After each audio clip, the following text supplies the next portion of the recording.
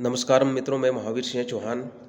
मित्रों, आज हम हमारे जो गांव देहातों में सदियों से जो एक समस्या चली आ रही है अंधविश्वास की, उसके ऊपर चर्चा करेंगे।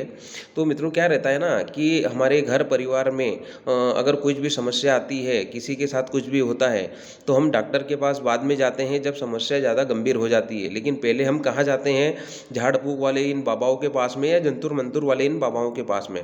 और ये जो झाड़ फूँक जंतुर मंतुर वाले बाबा रहते हैं ना, इनको बड़ी महारत हासिल होती है।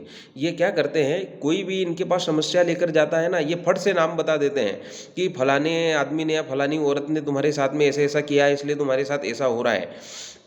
अब इनसे कुछ हो ना हो, लेकिन नाम बताने में इनको बड़ी महारत हासिल होती है। क्योंकि क्या रहता है कि नाम बता दो, ये लोग आपस में घर परिवार में समाज में गांव में लड़ते झगड़ते रहेंगे, और ये लोग तमाशा देखते रहते हैं। और मज़े की बात ये है कि देखिए 90% केसों में ये औरतों का ही नाम लेते हैं। क्योंकि क्या रहती है कि औरतें मालूम है इनको कि लड़ाई झगड़ा नहीं करेगी, लड़ने के लिए नहीं आएंगे, और आदमियों को अगर नाम बता देंगे तो वो लड़ाई झगड़े करेंगे, लड़ने के लिए आएंगे।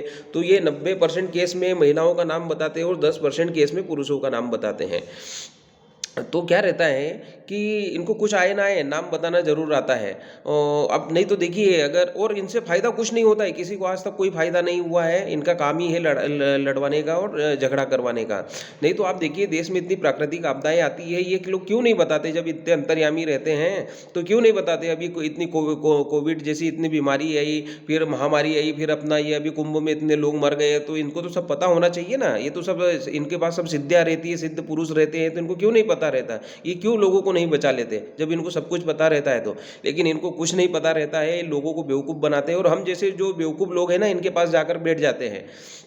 और हम लोग भी कहीं न कहीं एक मानसिकता लेकर ही जाते हैं कि क्या है कि हमारे घर परिवार में या कहीं किसी से हमको कुछ जलन है या कुछ है ना, तो हम क्या करते हैं कि एक उद्देश्य लेकर जाते हैं, मानसिकता लेकर, कि बाबा के पास जाए और बाबा ले देकर इसका नाम बता दे, तो हम सारी समस्याओं को इसके ऊपर डाल दें और गाँव घर परिवार में इसको बदनाम कर दें कि इस महिला ने या इस आदमी ने हमारे ऊपर ऐसा-ऐसा कर दिया, इसलिए हमारे साथ ऐसा-ऐसा कर रहा है। तो हम एक मानसिकता लेकर जाते हैं किसी को बदनाम करने की, और वही होता है हमारे साथ में। क्योंकि जिसकी जैसी मानसिकता होती है ना, उसके साथ वैसा ही होता है। अब मैं आपको एक मेरे व्यक्तिगत जीवन का अनुभव बताता हूँ। मैं एक बाबा को व्यक्तिगत रूप से जानता हूँ कि वो इन कामों में बड़ा एक्सपर्ट था। वो उसको कुछ आए ना आए, वो नाम ज़रूर बता देता था। अब मैं कभी-कभी ये सोचता था कि अब देखिए, उसकी जो बीवी थी ना, वो उसका चरित्र इतना खराब था, उसके लोगों से इतने अवैध संबंध थे। तो मैं सोचता था कि यार, ये बाबा सब कुछ बता देता है, सबका नाम बता देता है, इतने लोगों को ठीक कर देता है, और इसके पीठ के पीछे इसकी बीवी के इतने अवैध संबंध है, इसको पता ही नहीं है। तो ये कैसे बाबा है? ये सबको पूरी जानकारी दे देता है दुनिया की, और इसके घर परिवार में क्या चल रहा है इसको कुछ पता ही नहीं, तो ये कैसा बाबा है? तो आप सोचिए, ऐसे ऐसे लोग रहते हैं कि घर परिवार में क्या चल रहा है उसको पता नहीं है, लेकिन दुनिया में क्या चल रहा है उसको सब पता है। दूसरा मित्रों, क्या रहता है कि कुछ चीज़ें, मेरा एक दोस्त था, देखो मैं बताता हूँ कि उसको इतना व्यसन करता था, वो सारे व्यसन करता था। देखिए, दारू हो, सिगरेट हो, बीड़ी हो, गांजा हो, भांग हो, है ना, पूरा सब नशे करता था, और बहुत कम उम्र से उसको गलत आदतें भी थी। अब उसकी शादी हुई, अब 4-5 साल हो गए, बच्चे नहीं हो रहे थे। तो अब बच्चे नहीं हो रहे थे, तो सीधी बात है, अब उसको इतनी आदतें खराब है, तो सबको पता है देख के ही कि भाई ये सारे तो व्यसन करता है, इसको कहाँ से बच्चे होंगे, इसने इसके अपने शरीर को तो खत्म कर लिया, कुछ बचा तो है नहीं। लेकिन ले दे के क्या, उसके घर वाले बाबा के पास लेके चले गए, और बाबा ने बता दिया कि फलानी औरत ने तुम्हारे साथ ऐसा कर दिया, इसलिए तुम्हारे साथ बच्चे नहीं हो रहे हैं। तो उसने बस दिमाग में ये मानसिकता बिठा ली कि फलानी औरत ने मेरे साथ ऐसा कर दिया है, तो मेरे यहाँ बच्चे नहीं हो रहे हैं। तो फिर मेरे को उसकी जानकारी लगी, तो मैंने उससे पूछा कि भाई, जब तेरे को बाबा ने इतना कुछ बता दिया, उससे पहले भाई तुम डॉक्टर के पास गए थे कि दोनों पति पत्नी मिल के, कि भाई डॉक्टर से तुमने तुम्हारी सारी जाँचें करवाई कि भाई किसमें क्या कमी है, कि भाई तेरे में क्या कमी है या तेरी पत्नी में क्या कमी है, किस कारण बच्चे नहीं हो रहे हैं? तो वो कितनी बढ़िया बात बोलता है, देखिए, कि यार कहीं डॉक्टर के पास जाऊंगा और डॉक्टर ने अगर मेरे अंदर कमजोरी निकाल दी कि भाई तेरे अंदर कमजोरी है, तो बाप नहीं बन सकता, तो साली बहुत बेइज्जती होगी। अब आप देखिए, ये कितनी बड़ी बात है कि वो अपनी खुद की बेइज्जती से बचने के लिए, उसके घर वालों को क्या लगा कि भाई हमको बेइज्जत ना होना पड़े समाज में, इसलिए उन्होंने मामला डाइवर्ट कर दिया कि भाई फलानी का नाम ले लो या फलाने का नाम ले लो, और सीधा सीधा बच जाओ कि इसने हमारे ऊपर ऐसा कर दिया है। तो कैसे कैसे लोग हैं दुनिया में, बताइए, कि अपनी कमजोरी छुपाने के चक्कर में दूसरे के ऊपर आरोप लगा देते हैं। तो ऐसे ऐसे लोग दुनिया में पड़े हैं। तो मित्रों, क्या रहता है कि ये जो आबा बाबा लोग रहते हैं ना, जंतुर मंतुर वाले, झाड़ फूक वाले, इनको कुछ नहीं आता है, इनके अंधविश्वासों में मत पड़िए। हम लोग भुक्तभोगी है।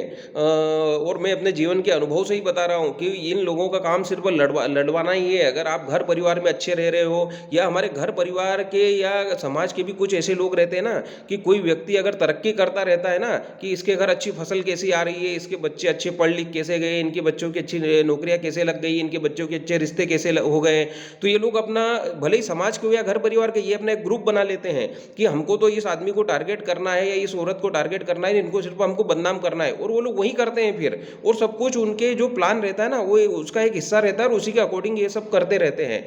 तो मित्रों क्या रहता है, ऐसा नहीं करना चाहिए। आजकल तो जो विज्ञान है ना, साइंस से इतना हावी हो गया है कि आप देखिए कि लड़के लड़कियां बन रही है जेंडर चेंज करवा के, और लड़कियां लड़के बन रही है, तो इतना कुछ हो रहा है।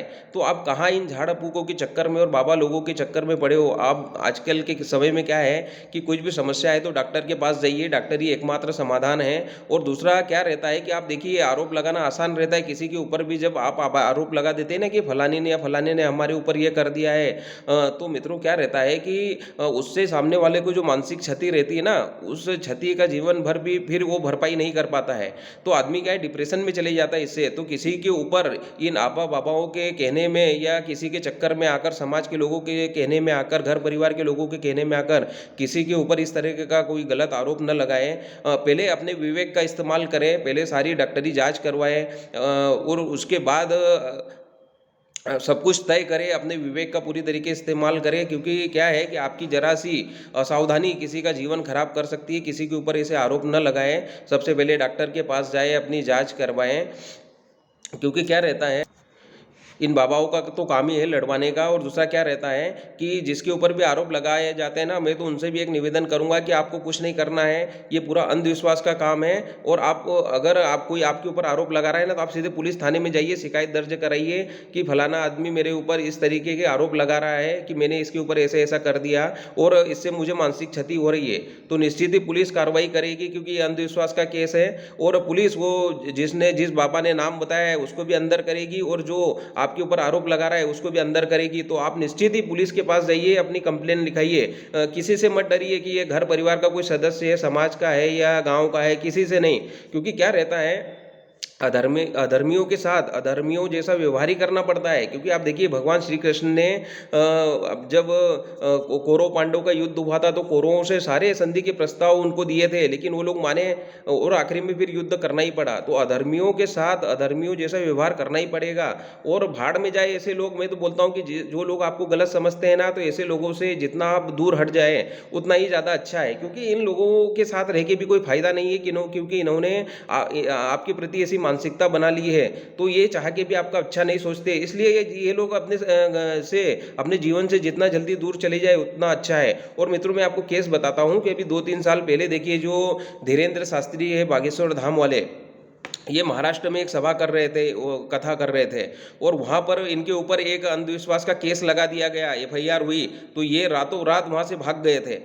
तो ये होता है कि आप देखिए, धीरेन्द्र शास्त्री जैसा आदमी कथा छोड़ के रातों रात भाग गया, तो पुलिस के डर से कि पुलिस FIR हो गई, मुझे गिरफ्तार न कर ले। तो ये अंधविश्वास के केस रहते हैं। इनमें क्या रहता है कि पुलिस सबूत मांगती है, बाबा को भी उठाएगी, घर परिवार के लोगों को भी उठाएगी जो गलत गलत आरोप लगाते हैं, और भाई हमको सबूत दो। क्योंकि क्या है कि कानून सबूत पे काम करता है, और सबूत इनके पास होते नहीं है। इसलिए क्या है, बिल्कुल भी नहीं डरे, इनके ऊपर कार्रवाई करें आप। और जो भी है परिणाम अच्छे ही होंगे, बिल्कुल डरे नहीं। क्योंकि अगर डर गए तो आपको मानसिक रूप से बहुत कुछ नुकसान होगा, बहुत कुछ झेलना पड़ेगा। इसलिए क्या है कि बिल्कुल भी किसी की परवाह ना करें। अगर आपको लगता है कि कोई आपके ऊपर गलत आरोप लगा रहा है, तो निश्चित ही आप पुलिस थाने में जाएं, इनकी शिकायत कराएं। धन्यवाद। जय श्री कृष्ण।